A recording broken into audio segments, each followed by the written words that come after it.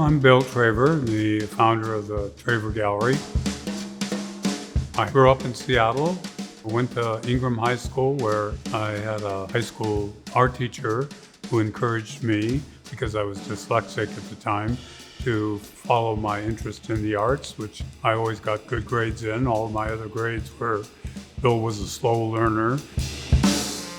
The Traver Gallery, I think, wants to be a place where artists can feel like they can come and be supported.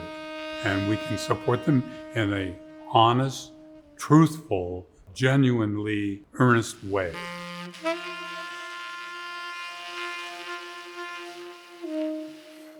Because I was a student at Cornish, there was this patron of Cornish, Annie Gould Hallberg.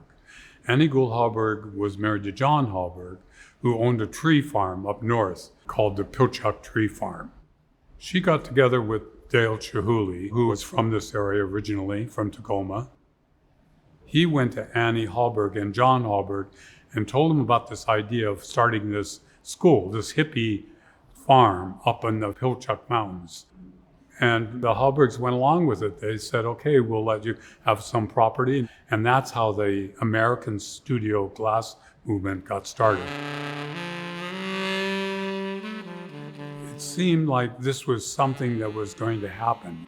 This was something on the rise, you know. And we were new kids on the block. We were the new gallery in town. There were a couple other galleries, not many, who chose not to show glass. They didn't want to show glass because it wasn't an art form. It wasn't considered art. It was a craft. My daughter, Sarah, grew up in the gallery in Belltown. I have pictures of her as a baby crawling around the gallery. That's a great picture. You know exactly how old it is by the can of Pepsi. Yeah. My dad loves telling the story of how my crib was actually a drawer in a dresser that they used as like a filing cabinet. And so really from day one, this has been kind of the center of my universe in some ways. We had a gallery in Tacoma because they just built this new glass museum in Tacoma, and we wanted to have a location in Tacoma next to the glass museum. And so she came back and went to work there, and eventually got more and more and more involved in it. And of course, she knew all of the artists, and they loved Sarah. And then when we closed that gallery, she came here, and I was getting much older and needed to take a break or move away from the gallery a little bit. And she took it on. She chose to become the director of the gallery, and has been doing it ever since.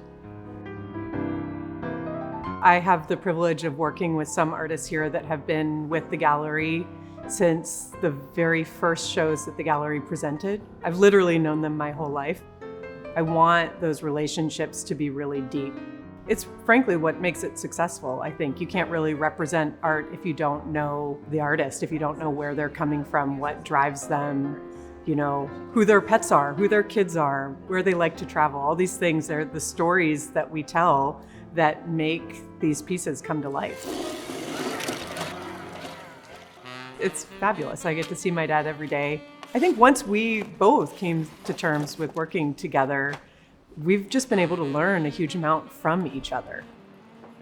As he gets older, he gets wiser, and it's just wonderful to see how much love he gives to this place and to the artists that we work with and the collectors that we work with.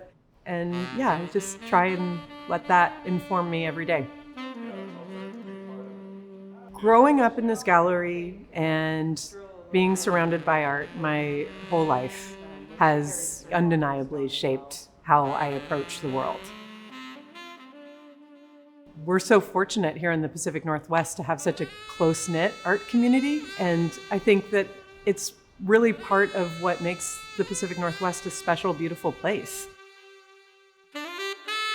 Well, I'd love to leave the gallery to Sarah in a way that she's able to take it on and into the next 50 years.